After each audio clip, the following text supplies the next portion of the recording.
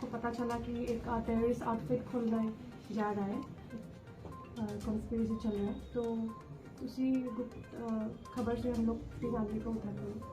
हम लोग 3 आदमी मिला है, गिरफ्तार किए हैं।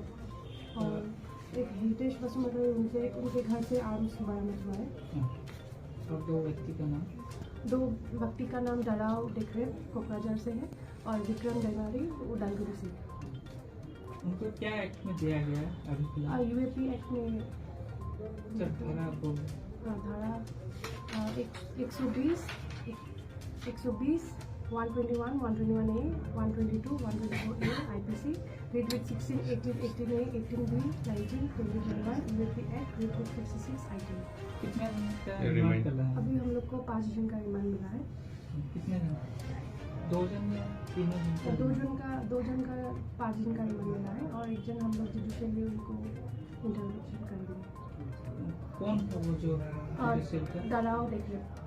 उनको जेल भेज दिया? हाँ, जेल में होगा इंटरोगेशन।